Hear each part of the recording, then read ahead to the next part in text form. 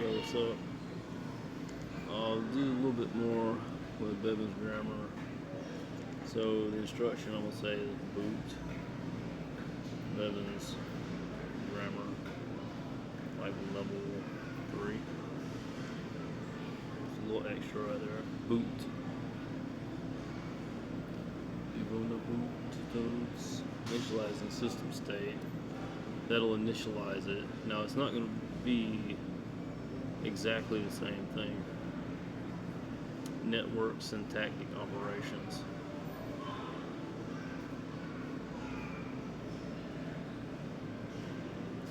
Now you boot it, it's going to talk about tokens. Let's say instead of boot, read Bevan's grammar as level 3 workbook.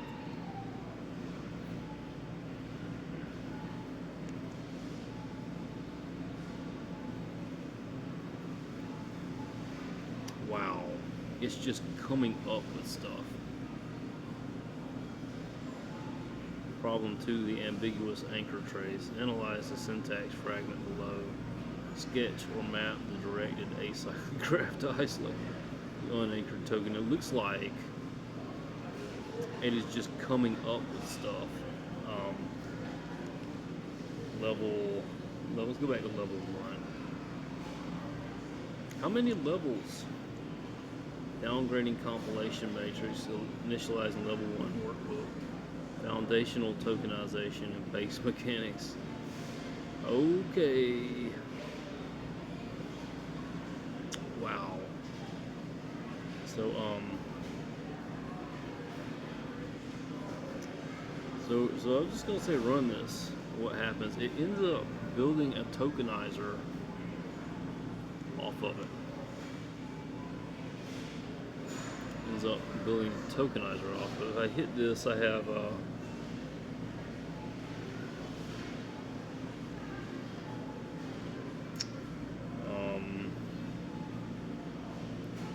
go back. Bevan's grammar is right here, so I can switch. There's a ton of stuff as a grammar. There's a ton of stuff as a grammar. So what I'm gonna do is say take level 1 through 20 and build a language from it.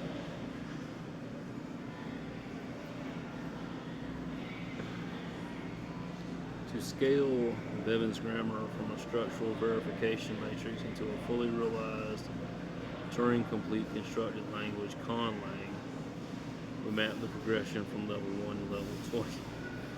This language, Centaura,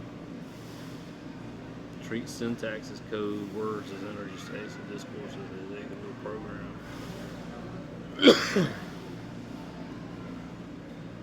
Wow.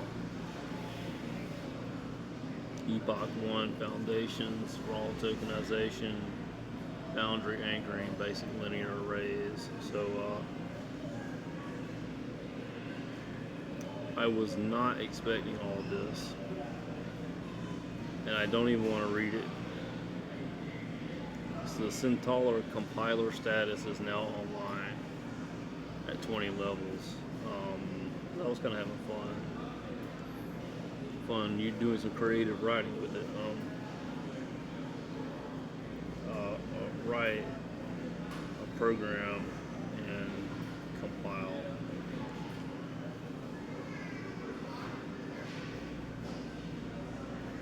You know, it's not working all of a sudden.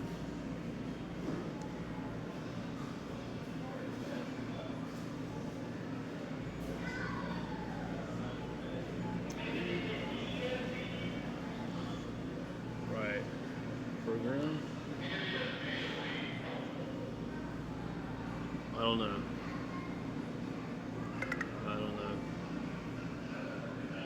Grammar and crafting.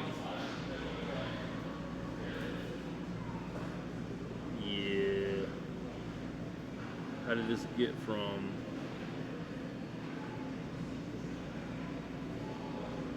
I had said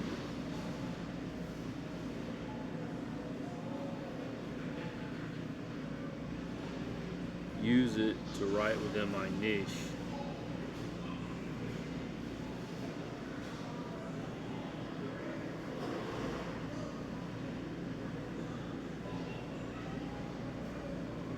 And I had originally said use the grammar to narrate some fiction, some creative writing fiction. Let's review some English grammar and crafting. Let's build a small grammar today called Reference Grammar. A 20-level evolutionary architecture. So write a program and compile.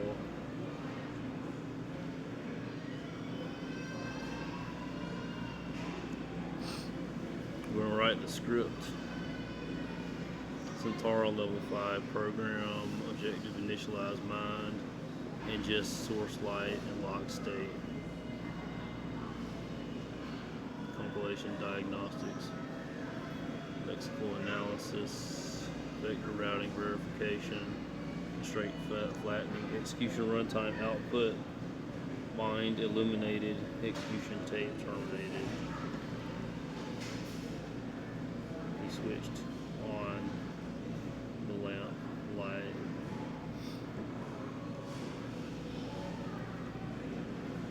A single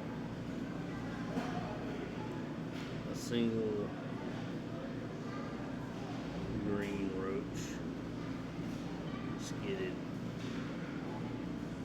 away from the QWERTY keyboard.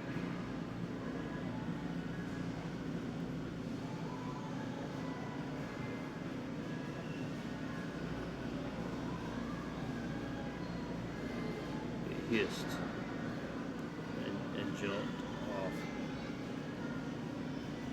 the desk while John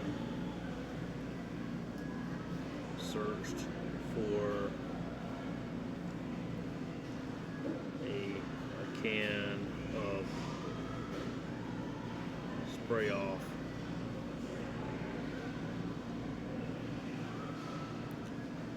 cryo duster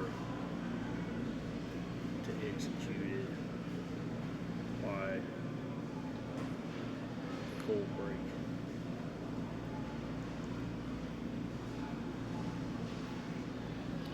Optimizing narrative layer, translating raw environmental telemetry into level 5 Centauro. Okay, I have no idea what I have done.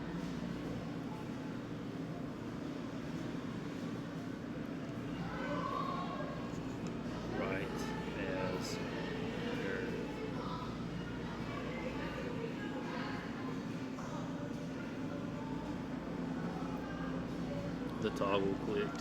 Yellow light flooded the room, striking the keys of the dusty QWERTY keyboard like a sudden surge of raw system data. Instantly, a glitch in the dark appeared. A single iridescent green roach. Its shell caught the glare as its micro legs scrambled across the hole in the road. It let out a sharp analog hiss, launching its body off the edge of the desk and dropping into the shadows below. John didn't look away from the drop point.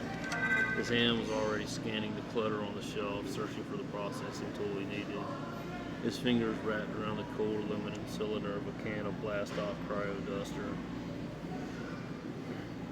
He pulled it from the shelf, shaking it once. He wasn't just looking to clear the desk. He was looking to execute a total system halt. He stepped into the shadow of the desk, finger resting on the nozzle, ready to deliver the absolute zero pass that would lock the organism's kinetic vectors into a permanent frozen break.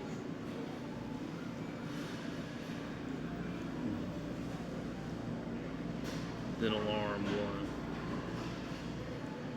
1. Medication required for quantum dot.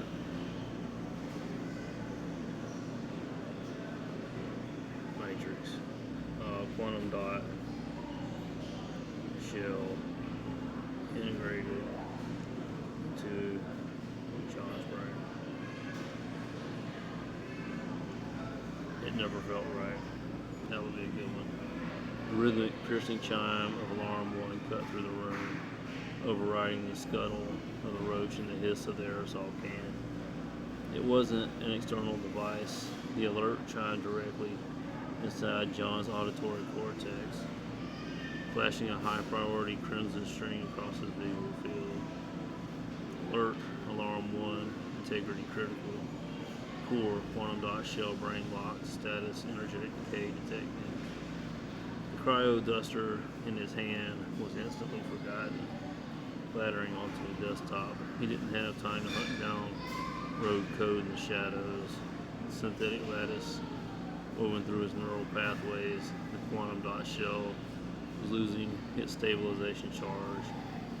If the shell's quantum coherence collapsed, the microdots would begin leaking raw thermal energy directly into his gray matter. He lunged for the side drawer, pulling out the pressure injector loaded with his maintenance dose. The medication wasn't a biological drug. It was an aqueous solution of high-density stabilization ligands designed to flood his bloodstream, cross the blood-brain barrier, and re-anchor the fluctuating dot matrix. With a trembling hand, John pressed the cold nozzle of the injector against the soft skin just behind his left ear, right where the interface anchor met his skull. A sharp hiss of compressed air forced the solution home. For a terrifying 2 seconds, his vision scrambled into blinding white static as the fresh ligands collided with the fading quantum shell, violently snapping the chaotic electron fields back into absolute linear alignment. The crimson warning banner blinked twice, dissolved, and flipped to a cool, stable blue. John leaned against the desk, his breathing heavy, watching the blue light slowly fade from his sight. Down on the floor, the shadows remained completely still. Without warning, lights on the city block shifted on. There in cold Nevada, December 2055, the permanet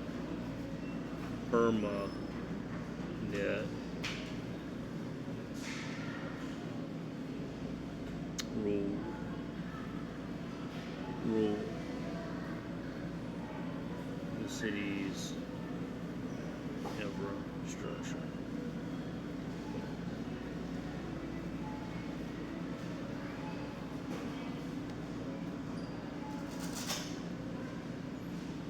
The transition was instantaneous.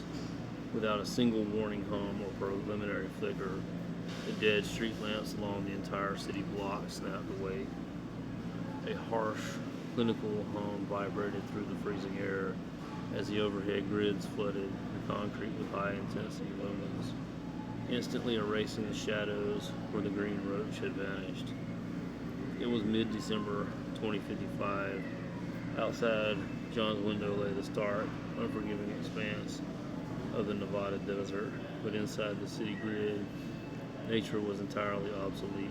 The permanet, the monolithic, self-compiling infrastructure intelligence, ruled every circuit, conduit, and automated system in the sector. It didn't negotiate with human schedules. It optimized according to its own hidden algorithmic parameters, shifting power grids and locking down sectors on a microsecond whim.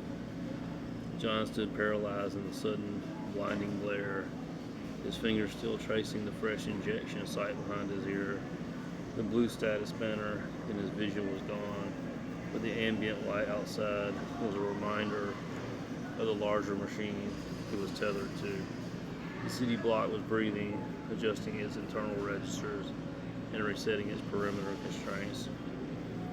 Through the thin glass of his window, the automated sirens of a distant transit line began to wail in perfect synchronization with the grid shift. The permanet was awake in Sector 4. Every node, every terminal, and and every integrated line was being indexed for the next processing cycle. The thin, that was the thin, dang it, the thin blue veil, chapter 1.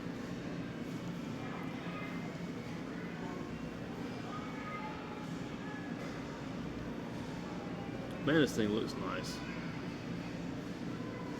It looks nice.